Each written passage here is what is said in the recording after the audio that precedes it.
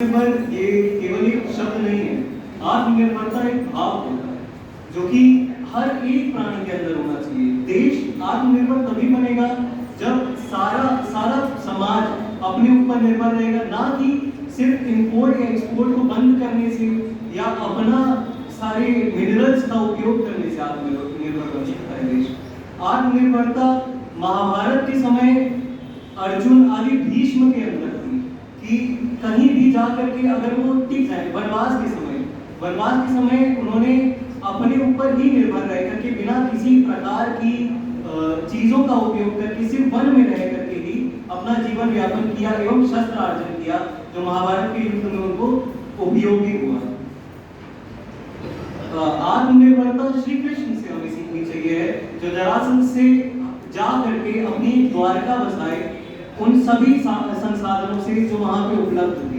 हम कहते हैं वो भगवान है, वो भगवान इसीलिए है क्योंकि वो आत्मनिर्भर थे और उन्होंने एक आदर्श स्थापित किया कि जहां भी हमें जो चीज उपलब्ध है उसी में हमें संतुष्टि रखनी चाहिए। आत्मनिर्भरता केवल अपने पैरों पे खड़ा होना नहीं, एक संतुष्टि की भावना भी है। हमारे माननीय प्रधानमंत्री श्री नरेंद्र मोदी जी ने 12 मई 2020 में आत्मनिर्भर आयोजन करके एक स्कीम निकाली थी, जिसके स्कीम नहीं कहेंगे एक्चुअली, एक योजना निकाली थी जिसके अंतर्गत हर प्राणी को सशक्त करने का उनका एक भाव होगा। सशक्तिकरण हो कैसे सकता है? किसी भी व्यक्ति को 4 पैसे देने से सशक्तिकरण नहीं होता है। किसी भी व्यक्ति को अंदर से भाव देना कि आप उठो और लड़ो, जो भी चीज आपके पास है उसमें आप इतने निपुण बन जाओ कि आपके प्रतिद्वंदी आपसे भय खाएं। प्रतिद्वंदी कोई मनुष्य नहीं होता है, प्रतिद्वंदी कोई भी ऐसा भाव होता है जो आपको डराता है। प्रतिद्वंदिता किसी भी एक प्राणी से नहीं की जा सकती है। प्रतिद्वंदिता अपने अंदर के उपजे हुए भावों से की जा सकती है कि हम उन्हें हराएं, हम उन्हें दबाएं और बहुत आगे बढ़ जाएं। यही हमारे माननीय प्रधानमंत्री का भाव था।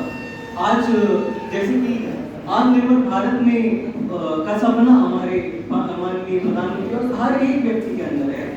इसकी चुनौतियां क्या है? चुनौतियां डिपेंडेंसी है, किसी दूसरे के ऊपर निर्भर रहना, पराधीनता जिसे कहते हैं। पराधीनता गोस्वामी तुलसीदास जी ने लिखा है, पराधीन सबने सुख नारी।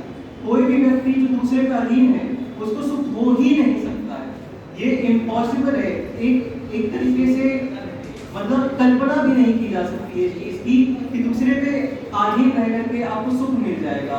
अधीनता किसी से शत्रुता, पराधीनता होना किसी के आश्रित रहना, उसकी चाटुकारिता करना नहीं होता है।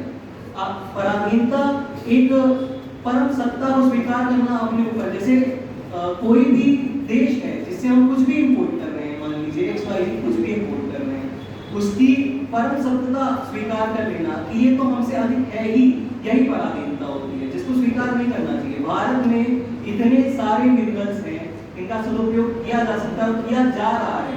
जैसे कि श्वेत क्रांति एक आई थी 1970 में। 1970 के अंदर जो श्वेत क्रांति आई थी वो भारत के ही वासियों ने भारत में लाई थी, क्योंकि दूध हमारे लिए पर्याप्त नहीं था उस समय में। अभी पर्याप्त हो गया है, एक्सपोर्ट नहीं कर सकते हम उसको, उसका निर्यात नहीं कर सकते हैं क्योंकि हमारे यहाँ खपत ही इतनी है। अपने आप को इतना संयमित कर देना, इतना ज्यादा नियंत्रण में रखना कि केवल उन्हीं चीजों का प्रयोग करना जो उपलब्ध है। जरूरत पड़ने पे किसी से, जैसे क्रूड ऑयल हम रशिया से इंपोर्ट कर रहे हैं, उसका कोई चारा नहीं है कि हम क्रूड ऑयल ना इंपोर्ट करें। नागपुर में कई खदानें ऐसी हैं जो कच्चे तेल की हैं, जिनसे हम उतना तो तेल निकाल सकते हैं जितना भारत के उपयोग में आ जाए।